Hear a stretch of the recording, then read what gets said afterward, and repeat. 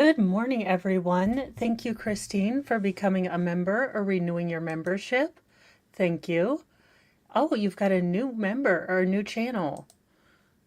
Oh, well, that's great. Good morning, Wolfram and Super T. And let's see, Tammy Fayette,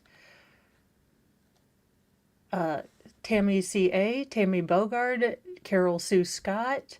Sorry about that. My brain went on like a little sidetrack. Colorado Mountain Girl, and Carly Kramer. Good morning. Why is it on that? I don't know. Who knows? That being said, let's get into the news. Now, I did want to kind of wait for this story until we got some sort of interesting news or what was going on, because I think that this case has definitely been, where is my good setup? There we go. Has definitely been a little bit mysterious. And after I first, reported on it, I wanted to get some answers instead of keep putting up like, oh, well, it could be this or it could be this. Well, Miller Gardner's toxicology report results have come back, and it does reveal his cause of death. So this is a tragic story, but I did want to give you guys the real information. 80s Music Man, good morning, or at least what we know so far. So it does look like Miller Gardner died from carbon monoxide inhalation. A toxicology report confirmed Wednesday night, just 2 days after the Costa Rican authorities revealed that the hotel room where the 14-year-old son of Yankees legend Brett Gardner had stayed with his family, had high levels of the noxious gas.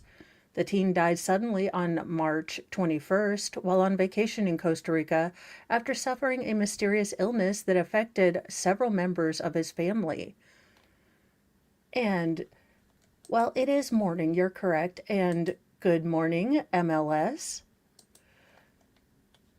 Now, officials with the Judicial Investigation Agency of Costa Rica said that Miller passed away from carbon monoxide poisoning sustained at the Arenas del Mar beachfront rainforest hotel. Now, the hotel and resort had denied initial reports that the invisible but deadly toxin was a factor in this young man's death. But toxicology reports are in, and the carboxyhemoglobin test found a saturation of 64%. Now, concentrations of above 50% are already lethal. Randall Zunga, a director of the investigative agency, said Wednesday. Now, a Costa Rican official on Monday revealed that the family's hotel room, located adjacent to the mechanical room at the resort, was contaminated with high levels of carbon monoxide. It's important to note that next to the family's room was a specialized machine room from which it is believed that the contamination may have reached the guest rooms, potentially causing the incident, Zunyag said at a virtual press conference. Now, Zunya said that the test found that the air in the family's hotel room contained carbon monoxide levels as high as 600 parts per million.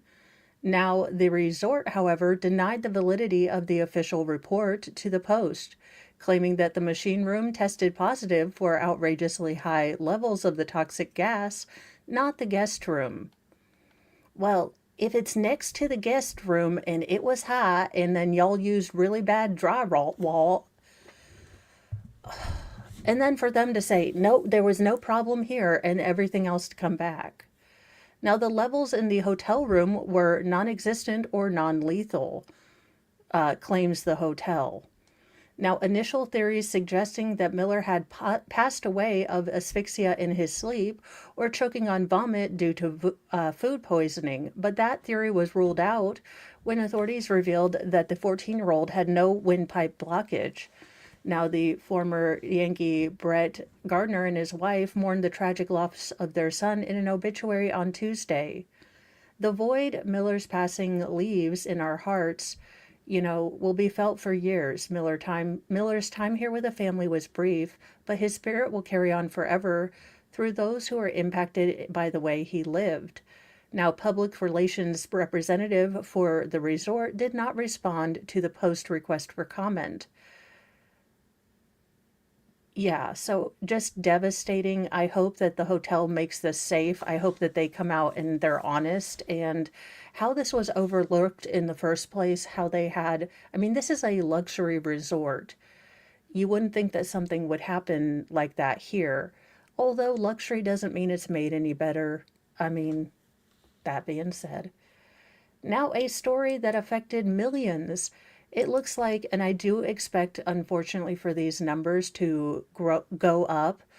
But as of reports right now, one person is dead from the violent storms that, went through the Midwest and the South last night and are moving on to the eastern coast, I think, today. Look, I don't know how fast weather moves, but I know it does go east.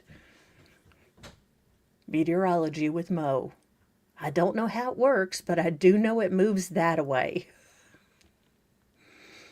Tornadoes and violent storms struck parts of the South and Midwest on Wednesday, killing at least one person and knocking down power lines and trees, ripping off roofs from homes, and shooting debris thousands of feet into the air. A tornado emergency was briefly issued in northeast Arkansas, with the National Weather Service telling residents on social media this is a life threatening situation. Seek shelter now. Now, dozens of tornado and severe thunderstorm warnings were issued for parts of Arkansas, Illinois, Indiana, Missouri, and Mississippi as storms hit those states and other states this evening.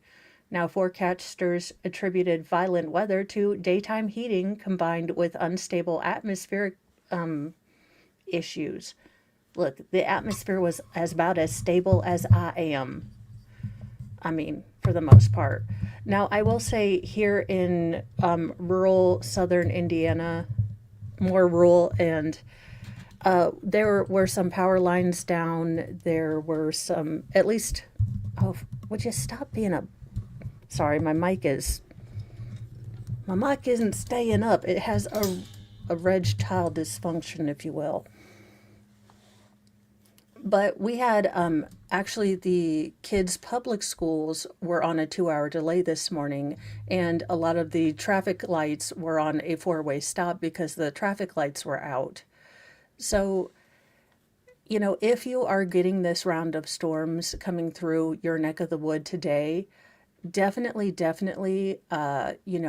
be careful. This is no joke. It was a lot of straight line winds, a lot of rain in a short period of time. So, try to be respectful of Mother Nature. She's apparently pissed off at all of us right now. She too wants winter to be over. Now, that being said, I think we all want winter to be over. Well, it's not a storm, but it may be, well, a disaster. That being said, if you like Meghan Markle, far be it from me to let you not buy, $12 jam. If you would like to support Meghan Markle, by all means go buy her jam. As spoken by someone who, spends a good deal of money on Sailor Moon stuff, I have no room to talk. But Meghan Markle's jam and flour sprinkles are here.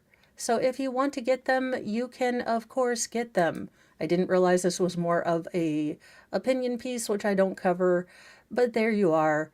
There are, in fact, you can buy her flour sprinkles, which I didn't know were a thing.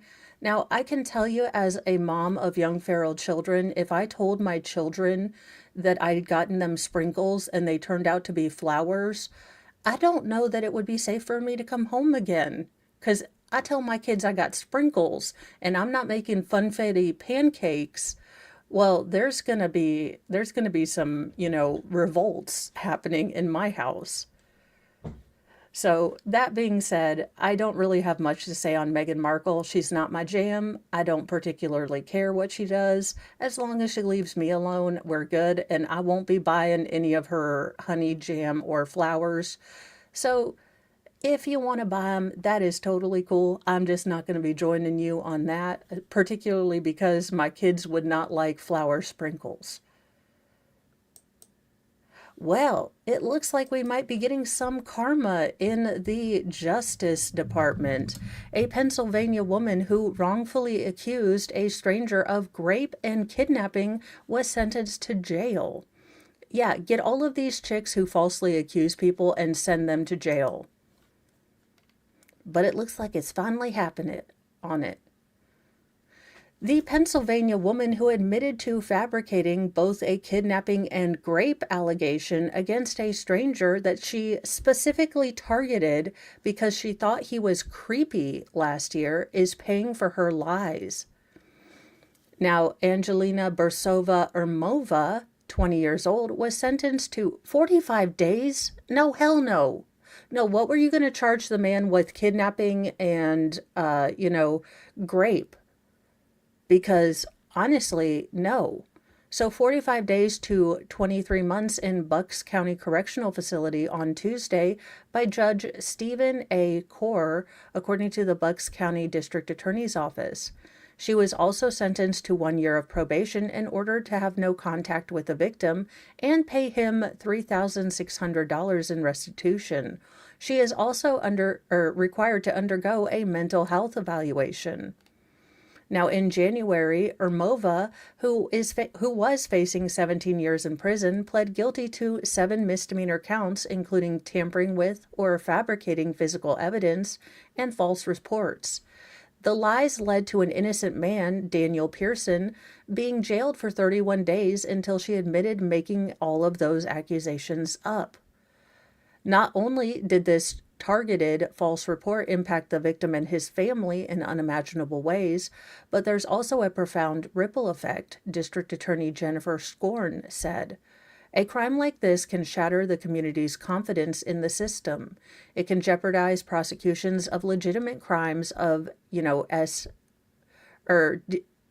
grape. Now, Pearson, 41, was present in court with his wife Tuesday, but did not wish to make a statement during the sentencing because the ordeal had been too emotional for him and his family, the DA's office said.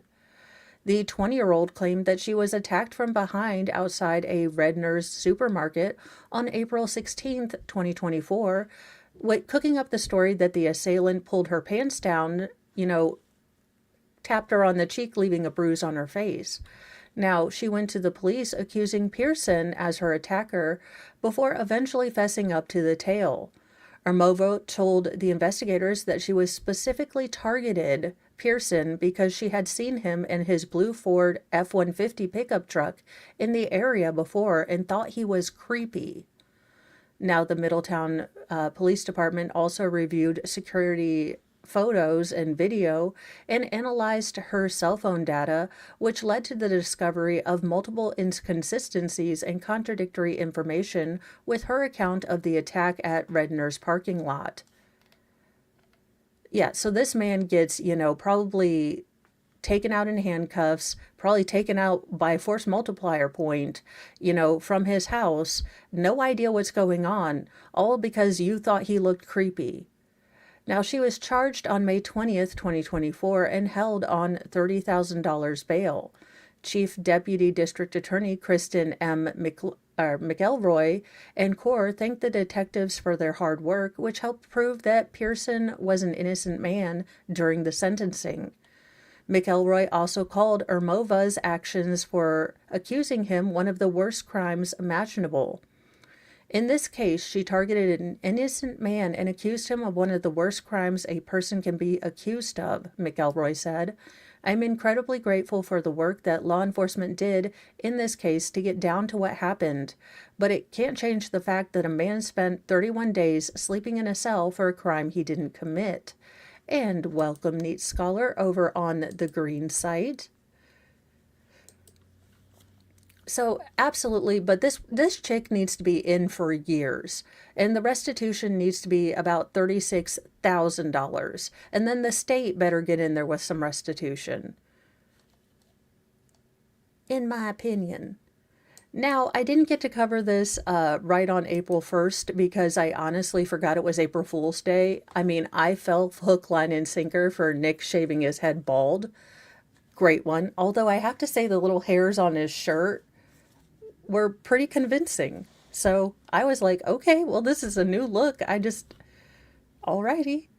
but the April Fool's 2025 Silent Crunch Bar and ranch flavored Olipop. So even big old corporations get in on, April Fool's Day. April Fool's Day means it's once again time for brands to get in on the fun with cheeky corporate capers, including hot sauce flavored sunscreen and ranch flavored soda and a $19 fruit snack. Some of the year's most notable corporate jargon jocularities include the less crunchy Nestle Crunch Bar. Oh, I thought they were going to have pictures, but I guess they won't. Dr. Pepper flavored Tic Tacs and grass covered Yahoo keyboard. Here are the 10 top shareholder approved April Fool's pranks of 2025. The Silent Crunch Bar. Chocolate maker Nestle announced its new Silent Crunch Bar, which uses cooked rice for 75% less noise than the standard crispy rice and chocolate treat. Because not all heroes wear cape, some just cook their rice first, the company said on social media. Dr. Pepper flavored Tic Tacs. Tic Tacs and Dr. Pepper announced collaboration on social media that heralded a new variety of breath mints flavored after the popular drink. I mean, honestly, I would buy that. So that's not a Tic Tac, Dr. Pepper, make it happen. Habanero hot sauce sunscreen. I mean, to be fair, whether I use sunscreen or not, I look like I have, poured Tabasco sauce on myself. So the hot sauce company Tabanero heralded the arrival of a capsaicin-infused sunscreen to keep you safe from sunburns while giving your skin plenty of heat to complain about. Yahoo's grassy keyboard, which I guess they do have a picture of. Why? The tech company Yahoo is bringing the outdoors to the indoors with Yahoo's architectural interface, a turf-covered keyboard, to make sure you're never told to touch grass again during an online argument. Then you've got the Welsh $19 strawberry fruit snack. Fruit snack company Welsh parodied the luxury grocery chain's Airhorn's infamous $19 single strawberry with its $19 Welsh fruit snack single strawberry, a single individually packed strawberry fruit snack with a hefty price tag. The $19 strawberry, makes no sense to me. The Cadbury cream on the goo. The confectioner Cadbury announced its most popular product, the goo from inside its famous cream eggs, will now be available in packets for flavoring snacks, including French fries, while on the goo. Cadbury, I don't think that maybe means the same thing that you think it means. Body Armor introduced a gag electrolyte infused shampoo, and ranch flavor Olipop soda kind of round up those things. I mean, to be fair, it would sell a hell of a ton on, in the Midwest. I'm not gonna lie, but this would sell a crap ton in the Midwest. Especially if it's Hidden Valley. Miss T's Pierogi came up with a skincare line, including mini pierogi eye patches, whipped potato and aged cheddar cheese face cream, and butter and onion lip flavor oil. I mean, honest to God, this would probably also sell really good in the Midwest.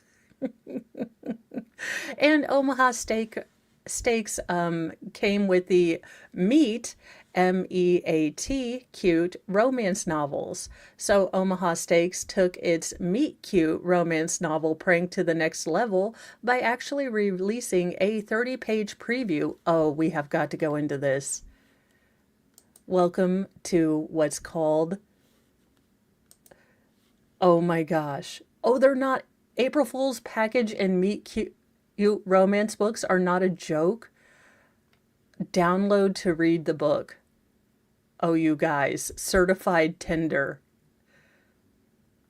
I'm going to do an extra video about this, but we definitely need the Meet Cute Meet Romance.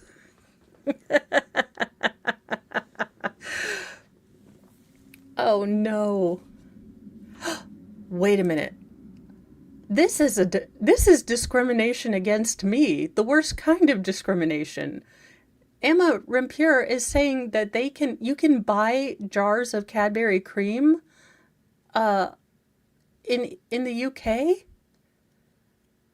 How is this is discrimination against me. I need I need all of the Cadbury cream.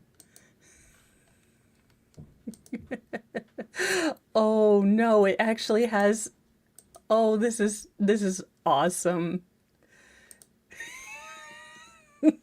This is gonna make this has made my day. Thank you, Omaha Steak Company. Now, butt implants are bad, okay? Now, phony New York doctor leaves a woman 31 brain damaged after a botched attempt to remove butt implants. Now, I mean, I could be confused, but wouldn't you go back to the same doctor that inserted the butt implants to take them out? A phony Queens doctor left one of his patients brain dead after a botched attempt to remove her butt implants inside his illegal home clinic. Okay, I don't know who needs to say this for yet the 50th time, because I swear to God, this has been the 50th article I have done since starting Mornings with Mo. But if you have to go to a doctor and you are in his rumpus room, that is not a doctor. Okay? Like when he's like, excuse the credenza with, my mama's, cutlery in it while we get you ready for anesthesia. No. Just no. Now, the 31-year-old woman visited Felipe Hoyos Fonduro's unlicensed liposuction clinic on 35th Street near 20th Road in Steinway to have what sources said were butt implants removed about 1 p.m. Friday. Now, during the bungled procedure, the doctor, who claims he was a doctor in Colombia, administered lidocaine to the victim through a syringe. Lidocaine through a syringe.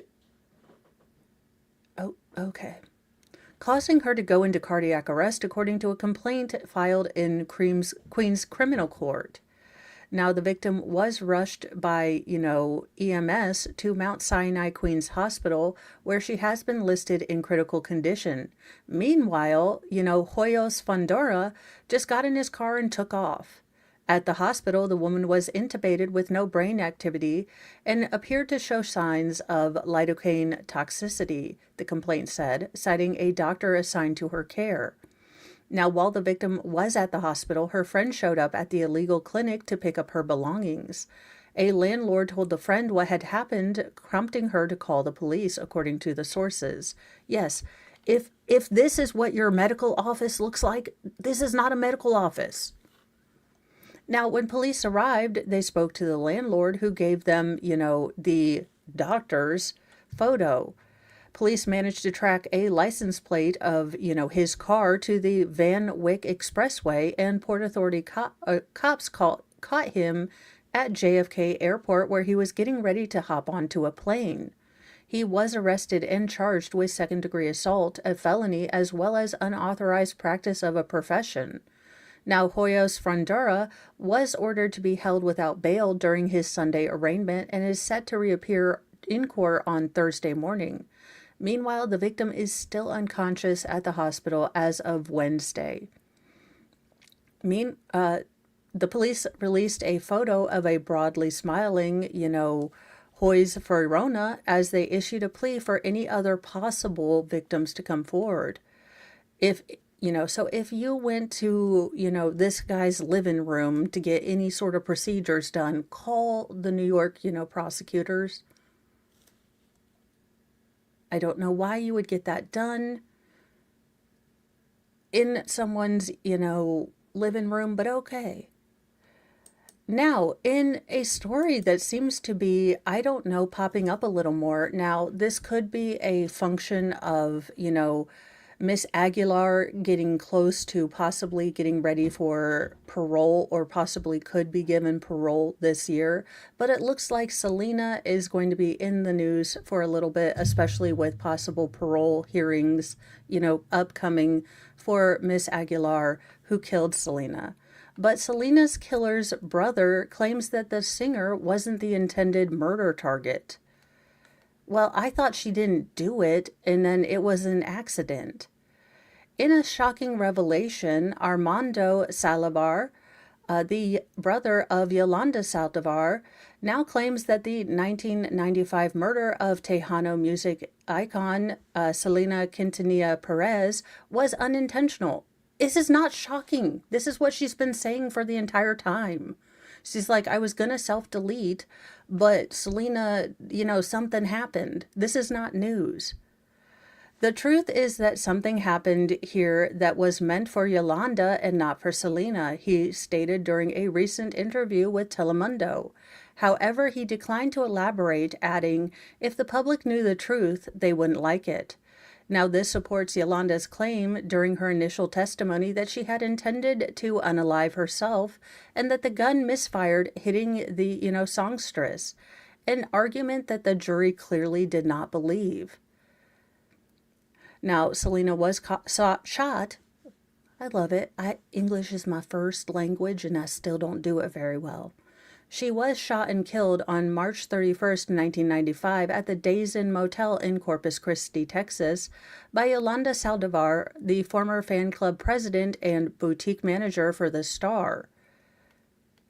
Now, after an intense hours-long standoff with police, Yolanda was arrested and later convicted of Selena's murder, receiving a life sentence with the possibility of parole. Now, despite her eligibility for parole, Yolanda was denied release on March 27th, just days before the 29th anniversary of Selena's death. Following the ruling, Selena's estate and widower, Chris Perez, issued a statement reaffirming their commitment to justice. While nothing can bring Selena back, this decision reaffirms that justice continues to stand for the beautiful life that was taken from us and millions of fans around the world far too soon, the statement said. Now, Selena's legacy is one of love, music, and inspiration. Now, during the Telemundo interview, Armando recalled his conversation with Yolanda during the 1995 standoff, revealing that he urged her to surrender and not take her own life. I did speak with her when she was in the truck, and I told her, look, don't do anything stupid, don't do anything stupid. Do that for mom and dad, don't do it. And I cried and I cried and I cried. In my opinion, she wasn't in her right mind. She was in a state of trauma. Now, despite Yolanda's conviction, Armando continues to defend his sister, expressing his belief that she is not responsible for Selena's death. The truth is, it is my opinion that Yolanda did not kill Selena, he told Telemundo. Now, these latest claims are likely to reignite discussions surrounding Selena's tragic passing, although the official narrative remains unchanged. Yolanda Saldivar remains behind bars, serving her life sentence, while Selena's legacy continues to endure through her music and millions of fans who keep her, memory alive. So it looks like, in fact, I didn't realize that it had already come and gone, but Yolanda Saldivar did not get, parole. I can't imagine why. Mainly because maybe she had her brother came out and say, well, it was someone else's fault. It doesn't really play well with the parole board if you take no responsibility for your crime. Susan Smith, I'm looking at you. Well, it looks like the feel-good story, or the sort of understandable story of maybe a struggling father with young children leaving his kids at a McDonald's to go do a job interview. While that was stretching the bonds of credulity a little bit, it seems like there have been some inconsistencies in the dad's story that may have people questioning this entire setup. Georgia police find inconsistencies with job-seeking dad's whereabouts after having left his children at a McDonald's. The Georgia father accused of leaving his three young children alone at McDonald's while he went for a job interview was not looking for work at the time of his arrest, as police spotted inconsistencies over his whereabouts.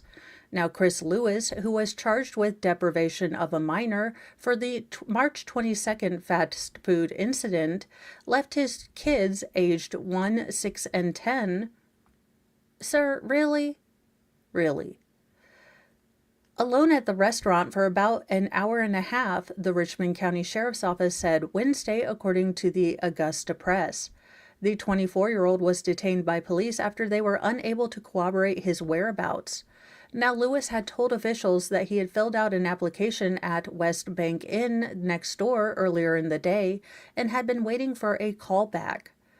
Now, police poked holes in Lewis's alibi when they went to the inn and spoke with an employee who confirmed that Lewis had indeed filled out a job application at around 1:30 p.m., but was not expecting a return call for an interview.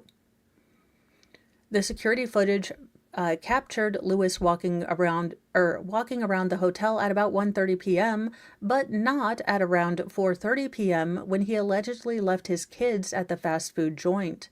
Now, two eagle-eyed customers saw the three kids inside the restaurant at around 4:30 p.m. as Lewis talked to someone on the phone. Now, the customers heard Lewis said he needed to drop something off before he left the store and the unaccompanied kids for about 90 minutes. Now, the unidentified customers reported the odd exchange with police. Lewis's oldest daughter told the police that she and her family had walked down to the McDonald's from the Hendricks apartment complex about a mile down the road from where her mother lived. The responsible girl allegedly claimed that her father frequently left them alone when he was watching them. The 10-year-old girl told officials that her dad had a backpack and was supposed to deliver it to their mom, Lisette Picardo. Now, Picardo was contacted by her daughter over social media, telling her to go to the McDonald's to meet with the police. Now, Picardo had arrived at the restaurant at 6:12 p.m. and called Lewis to get him to return. Now, Lewis claimed that he was at the apartment looking for her, but never did and couldn't deliver the bag. During his delivery, Lewis reportedly lost his ID and another card and was retracing his steps in search of the missing cards. Now, the sheriff's office stood by the arrest, asserting on Wednesday that Lewis was not attending a job interview at the time of his arrest, while he did leave his small children unattended. Given the facts and the timeline established through body-worn footage, witness statements, and follow-up investigations, it was determined that a misdemeanor charge of deprivation of a minor was appropriate to ensure the welfare of the children and facilitate a review of the matter by the court, Richmond County Sheriff's Captain Danny Whitehead said. Now, news of Lewis's arrest went viral and caught the attention of former NFL star Antonio Brown, who set up a GoFundMe for the dad. The fundraiser raised over $75,000 in its first 24 hours. Brown said he spoke to Lewis's girlfriend after the arrest and claimed that they were homeless and he had attended the job interviews. Well, so maybe don't start GoFundMes for people before you know the whole story, is the whole thing.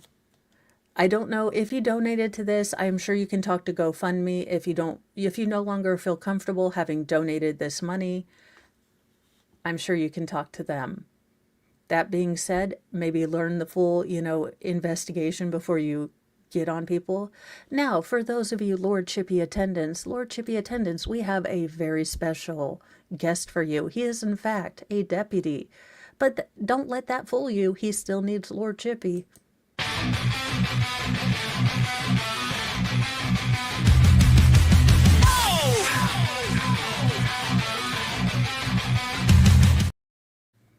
All right. Absolute ass clown, possibly, or will be very soon. This is how we treat seizures in Walker County. A deputy stopped on the genitals of a mentally ill inmate who later died of complications from injury. I hope you get all the Gen Pop justice that is, given and due to you. But I would like to be the first to pull the Bobby Hill on you. I don't know you, and that's not your purse. And then I would like to be able to kick you in the balls. I feel for science and for integrity and, well, reciprocity. I should be able to before the rest of the world, or at least after the family. Front in line, I would like to be able to, knee you in the giblets as well. An Alabama sheriff's deputy pled guilty to restraining a vulnerable inmate more than 2 years after that inmate died as a result of his treatment during his time in custody. Carl Lofton Carpenter, 55, entered a guilty plea on Tuesday in which he admitted to mistreating Anthony Tony Mitchell, 33, who died of hypothermia and sepsis 2 weeks after he was arrested by Walker County Police.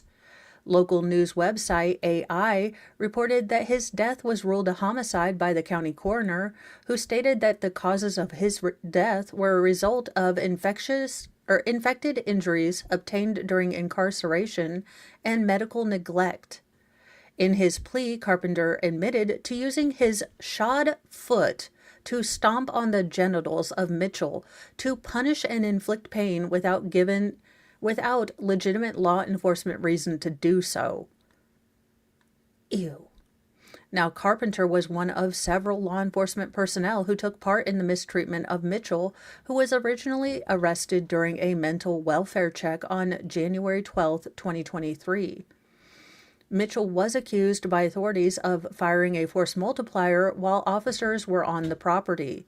Now, despite being told by medical personnel that Mitchell was exhibiting symptoms of severe mental illness, including expressing delusions related to demons and portals to hell, according to the plea, the Walker County Sheriff made the call to transport him to the county jail. Now, according to the plea agreement, Mitchell was compliant and obeyed commands and posed no threat of harm to the officers, himself, or anyone else. The agreement stated that at one point during the arrest, Mitchell stiffened momentarily, which caused Carpenter to act out in anger. Now, the document said that Carpenter threw Mitchell to the ground, where he landed on his back, his hands cuffed behind him. Carpenter then raised his foot and brought it down with force, stomping on Mitchell's private area. Then he said, "This is how we treat seizures at Walker County." After his first assault, Carpenter then threw Mitchell into the back of the squad car. While Mitchell's legs dangled outside the car, Carpenter kicked them while Mitchell lay immobile. According to the plea, Carpenter chose to inflict unnecessary pain on Mitchell because he was accustomed to harming arrestees unnecessarily, consistent with the culture of Walker County Sheriff's Office. No, this must have been a culture because everyone sat around and watched him do it. So this was a culture. Every kit and caboodle needs to be thrown out. Look, I do have happier stories, but I did want to bring attention to this because this is awful. And I'm not going to not report on something being awful because a cop did it. I don't black the blue no matter who. No, I'm not going to back cops and officers who act like this. Now, following the assaults on Mitchell, Carpenter, and other unnamed officers both agreed to tell the federal investigators the same false version of events, which was that Mitchell was passively resisting officers and that Carpenter merely held Mitchell to the ground using his foot.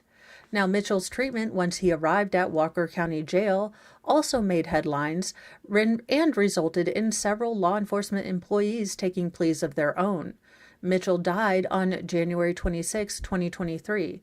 Carpenter faces a sentence of 10 years in prison and a fine of up to $250,000. So, Lord Chippy, do your work. In a happier story, now none of her daughters decided to wear her ode to the early 90s and late 80s wedding dress, so she decided to surprise them. Now, growing up, Kimberly Mann didn't have a lot of money, so after she walked down the aisle in her big, puffy, white wedding dress, her mom was insistent on having it professionally preserved. Kimberly, now 60, tells people it was her mom's way of showing how important that moment was. Years later, Kimberly was hopeful that one of her three daughters might want to wear, again, this wedding dress. But she, realized that none of them had any interest, so she went about transforming it into something that would be special for them as another alternative. I reached out to unbox the dress in Winston-Salem, North Carolina, and they were amazing from the very beginning, Kimberly says. You could tell right away how passionate they were about what they do. Now, during the initial phone call, it was clear that they were genuinely excited to receive and redesign my dress, which made me more excited for the process. Within a few days, a big empty box arrived for me to send the dress in, she continued, and once they received it, one of the designers then gave me a call, and we talked through my vision and the specific details I wanted to keep. After a little more back and forth, Kimberly's vision, which came from a suggestion from a friend, was brought to life. A bridal robe made from her gown. It was such a special and seamless experience, she said. Now, for Kimberly, the hardest part was coming to terms with the fact that she would never see her dress the same way again. But once she moved past that, it just felt right. Instead of letting it sit forever in a box, I found a new way to give it life and make it even more meaningful. Recently, it was her eldest daughter Rachel's bridal shower, and Kimberly decided it was the perfect time to tell her daughters about the surprise. However, since the robe was meant to be a gift for all three of her daughters, the mom decided not to include it as part of the official shower gifts. So after the shower ended, she gathered her family outside and told her daughters they were about to open something that they could each wear on their wedding day. Now, at first, they all looked a bit confused and didn't quite get what it was. But once Kimberly told them that it was her wedding dress transformed into a robe, their reactions were priceless. They were so touched and they even cried, the mom said. It was such a beautiful, emotional moment. I'm having each of the girls' names professionally embroidered on individual pieces of satin that will then be sewn into the robe about a week before their wedding day. Each daughter will have her own special piece, so it makes it even more personal when it's their turn to wear it. It's the way of making sure that the robe keeps evolving with each of their love stories. At the time of the unboxings, one of her daughters, Christina, 21, had been filming and happened to capture the moment on the camera. The next day, she posted it to her TikTok account, and then it quickly went viral, amassing nearly 1 million views and even capturing the attention of creator Alex Earl. I was genuinely shocked in the best way, Christina told people. I had no idea she was doing this, and when I found out, I was honestly really proud of her. No offense, but my mom's not exactly known for being tech savvy, so the fact that she figured all this out online and pulled it off without any help from me or my sisters, I was super impressed and touched at the same time. Reading the comments honestly made me feel so grateful, not just for my mom, but for my whole family, she continued. One comment that really stuck with me said, rich in love. And that hit me because that's exactly how I feel. We're super close and we've always felt like everything I need is just because of having them. And it was always special to see that come through, even to people that didn't even know us.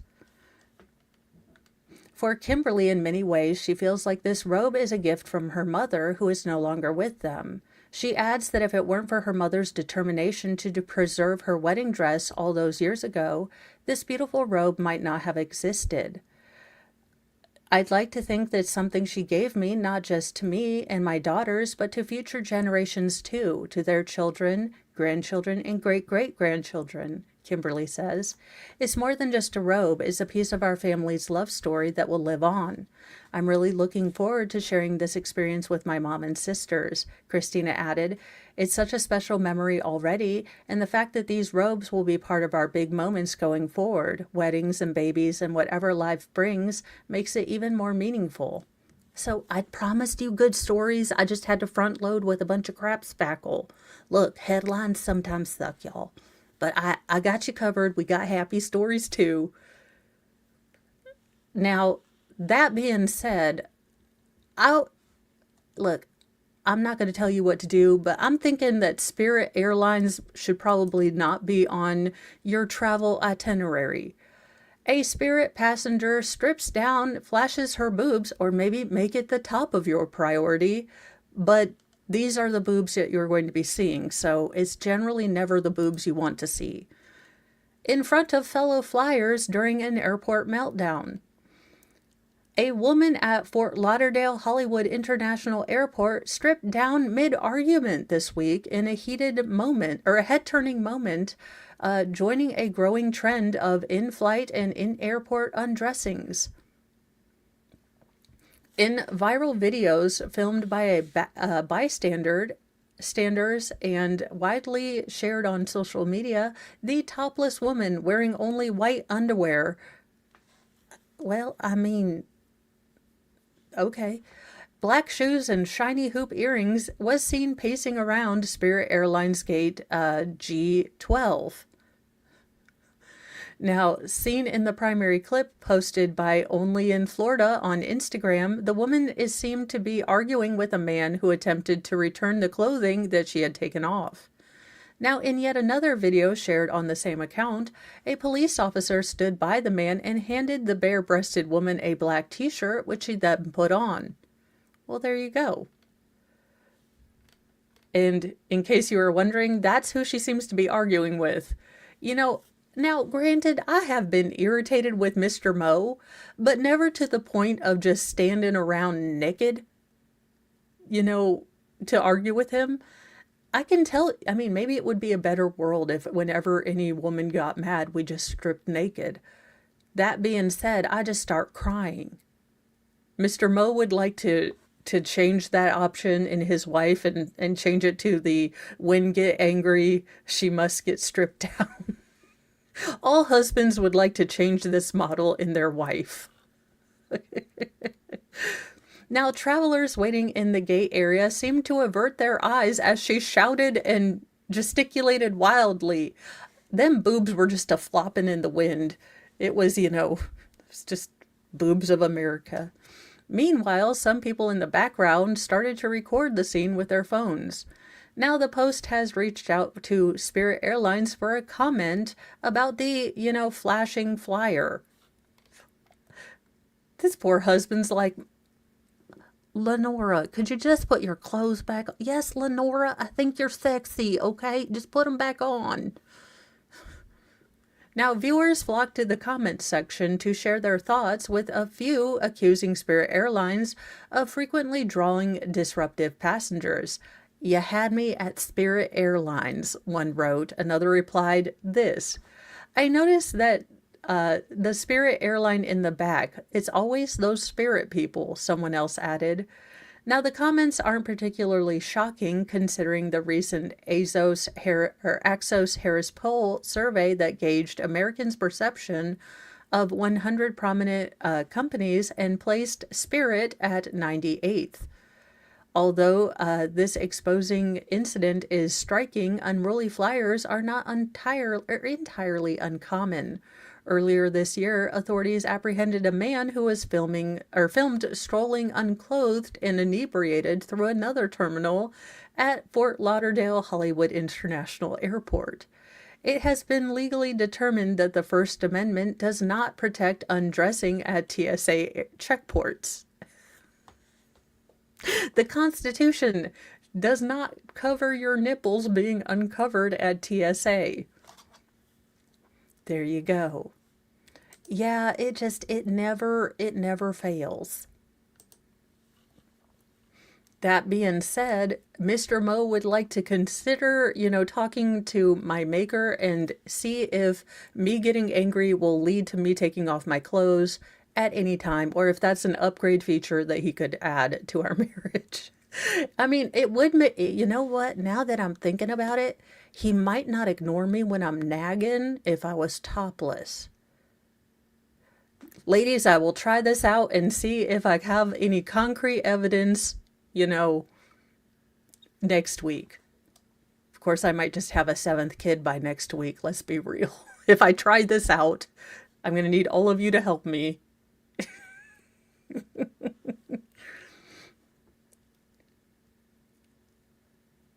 Oh, now, see, if you are already such a dick that the woman has texted her family that, should anything happen to me, you know, this dude's responsible with it, you might not want to go ahead and continue to crime. That being said, we never meet the smartest people on law and crime. I'm sagging and nagging. Anything to help my chat learn stuff. Yeah, pay attention to what I'm saying. We need to have a whole thing like this.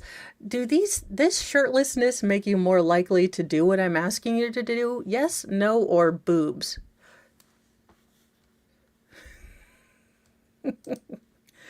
A 23-year-old in Maryland has been arrested for allegedly unaliving his ex-girlfriend, fatally stabbing her at her residence in Baltimore over the weekend, just one day after she texted friends that he left her in fear for her life. Now, Richard Mack was taken into custody on Saturday and charged with one count of first-degree murder in the slaying of 22-year-old Tehana Walker. That's what I'm going, like, look, would it be Tay? If you have the J and the H together, is it T. Walker? Authorities announced. Now, according to the news release from the Baltimore Police Department, officers at about 1 p.m. on Saturday responded to a report of a domestic disturbance at the residence. And when they arrived at the scene, first responders said they entered the residence and located two adults, one of whom was later identified as Walker, who appeared to be suffering from stab wounds. Now, she was pronounced dead at the scene, while the other victim, who police identified as Mac, was transported to a local hospital for treatment of non-life-threatening injuries. Now, upon his release from the hospitals, detectives placed him under arrest and charged him with the murder. Now, court documents obtained by Baltimore NBC affiliate WBAL provided additional details about the circumstances of Walker's death. Now, according to the report, when police first arrived at the residence, Mac, so the jailed man, was found seated in the living room of the apartment in a metal folding chair with a broken knife blade observed on the floor next to him. Now, initially, he reportedly told the police that, Walker was his girlfriend and she had tried to unalive him, claiming she was, swinging a knife at him, so he grabbed her and tried to stop her. The victim retrieved a kitchen knife from her nightstand and stabbed him in the abdomen, police reportedly wrote on a probable cause affidavit, transcribing Mac's versions of events. He then grabbed the knife while it was in her hand and broke the blade off as he attempted to keep her from stabbing him. Now, when he wrestled her onto the bed and then the floor, he stated that the victim again picked up the knife blade and stabbed him in the leg. Then Mac grabbed a pair of scissors and, had to stab her. However, I know you're going to be shocked, but evidence does not support this claim of self-defense. Authorities say that evidence led them to believe that Mac attacked Walker while she was on the bed and that his own wounds were self-inflicted. Police spoke to Walker's roommates, who told them that Walker and Mac had met through Instagram in the summer of 2024, and the two had started dating. But earlier this year, Walker had stopped taking Mac's calls. Mac grew more frustrated and reportedly even began calling Walker's roommates to try to reach her. Now, the day before Walker was fatally stabbed, Mac allegedly waited inside her car for hours to speak to her. Later that night, she reportedly sent a family member an ominous text message. "If I end up dead, his name is Rashid Mack." Now, the message reportedly read, Now, Mac is currently being held at the Baltimore County Detention Center without bond. So creepy and very, very weird. Also, how incredibly time sensitive was it for her to send that email, and then this man shows up claiming she tried to stab him, as it were, only evidence says no. Well, now look, if you do this, I look, if you do this, peace be with you. I'm probably not going to do it. Now, that being said, I do drink Diet Pop, which is terrible for you, but no. I drink my own pee for the health benefits. I also do urine enemas and splash it on my skin to sunbathe. I have a question, but urine enemas? I mean, no. Sir, if it did that to you, I'm sure as hell not gonna do it, 'cause look what it did to you. You look like Ted Kaczynski's brother. No. Troy Casey has received a steady stream of press. New York Post, I see what you're doing here. For his unorthodox wellness regimen, which includes the daily practice of drinking his own, well, excretions. The former model and author of Ripped at 50, A Journey to Self-Love. Okay, so he's a ripped guy that looks like Ted Kaczynski. I'm sure Ted Kaczynski was ripped too, but I'm not going to date him.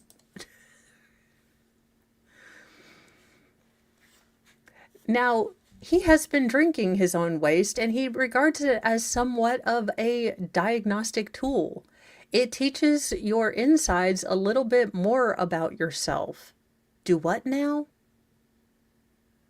Do what now? Urine has stem cells, amino acids, and antibodies. It's the hair of the dog. It's direct biofeedback. You know what's wrong with you as soon as you drink it. You know, that being said, I'll just go ahead and not know. Now, Casey was introduced to this sort of idea by a breathwork coach who, after an unsuccessful round of chemo, claims to have healed himself of testicular cancer through urine looping. No idea. Akin to fasting, this looping practice basically think fasting, but with this particular concept. Now, Casey, who goes by the certified health nut, has previously made headlines for his sunning his anus. What the hell? You would think of the one body part that God specifically put in a place to get no sun. You're like, no, it needs to get sunburnt. Was up for the challenge, and 2 decades later, he is a convert spreading the good word about waste. While Casey is sold on what he says are the major health benefits, normal people say no. Dr. Michael Aziz, a board-certified internal medicine physician and author of Ageless Revolution, warned that drinking pee can be hazardous to your health because it's gross. I mean, okay, he said dehydrating and contaminating, but I just say gross covers about all of this. Now, piddle is mostly water and salt, which dehydrates you. Your kidneys are trying to get rid of the toxins, and if you drink those toxins, you're putting the toxins right back into your body. Now, when people have a UTI, most of the infection is in the, well, piddle. So if you're drinking from the piddle area and you have all sorts of infections, it's bad. Also, just don't. Now, Casey opts to drink what he likes to call the middle of the flow, I guess. emptying the first splash of his AM into the pot, and then pour. Okay, no, I can't even finish reading this. This is gross. No, just why would no, no. First, don't sun your butthole. I'm pretty sure you can't do that out in public without getting a charge. And second of all, just drink wine unless you want to look like this guy. So I'm not even going to finish the article. It is on the New York Post. If this is something that speaks to your soul, then go there, and I'm sure you can start on your golden journey by yourself. Well, in a update on one of our, stories, one fugitive otter has been captured in Wisconsin, with one still missing, probably with the aid of those damn trash pandas. One of the two giant American otters that escaped from a Wisconsin zoo during a snowstorm have been captured, while the other otter remains missing. The new zoo and adventure park in Green Bay, which previously said that otters, or Ophelia and Louie, escaped during a March 20th snowstorm, announced Tuesday that Ophelia had safely returned to the facility.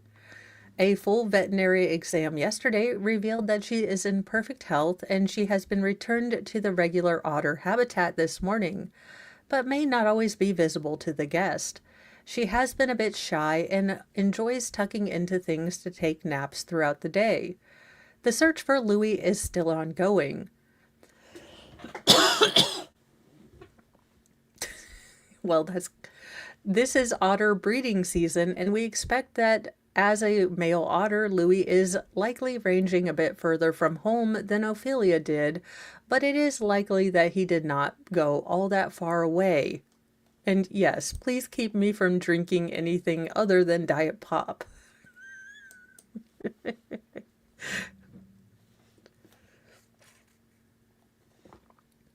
And in our last story, I did promise us cute, and this is so cute. It is so cute. It's like that first little bit of Up where you didn't realize it was going to turn into a tearjerker, and you were just like, oh, the cute old people. And then they blindsided you with everybody dies. And you're like, wait a minute, I thought this was a kid's show. Women have been exchanging the same birthday card for 81 years. A Kentucky woman received mail from her lifelong friend on her birthday and opened it to find a familiar card. The same card the women have been sending each other for 81 years. Pat DeMremer, who turned 95 on Tuesday, said the tradition began on her 14th birthday in Indianapolis when her friend Mary Wheaton gave her a birthday card.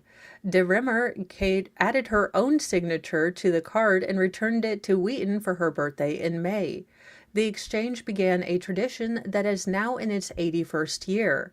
We never said we're going to do this. At least I don't remember even saying that. It just happened, DeReamer told WLKY TV.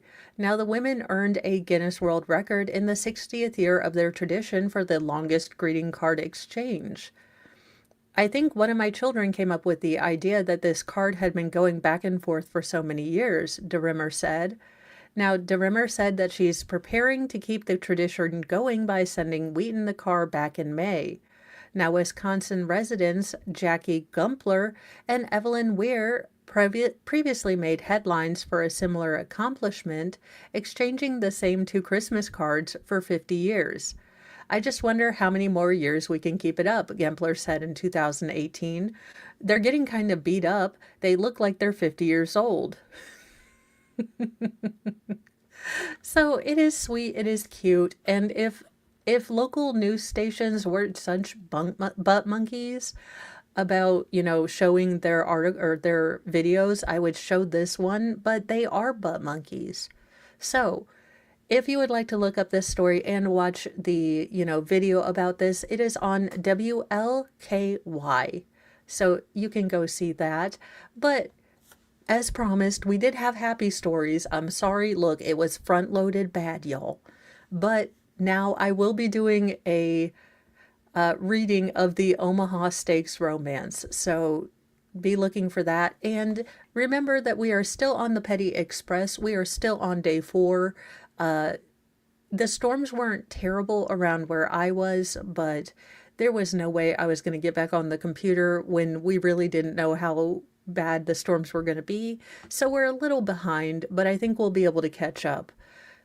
That being said, holy fazoli's, hopefully the state will in some way get close to why we are actually here and get to the murder, because holy goodness, we haven't quite got there yet. I do hope that we're getting closer to there, but I don't know. Yeah, they might. And another housekeeping thing, I did go on. The post office box is now still continuing to be up and running. So if you got things sent back, they weren't quite sure what happened, but I do have a post office box. It is on my little like infographic. So I do now have a post office box. As I double checked, it is still there. It was there. I don't know what happened. That being said, my post office is generally pretty good. And I think that's all that I needed to tell you guys. So I will see you at around 10 a.m. I'm going to work on Mount St. Laundry and, clean the kitchen. Do not be peanut butter and jealous of my glamorous life. I put my pants on just the same way as everyone. I don't wear them. I wear a skirt. I'm just kidding. Have a lovely morning. Be kind to yourself. Be kind to others. But carry a sassy mouth and a can of bitch fire, because kindness no longer equals doormat. Bye, you guys.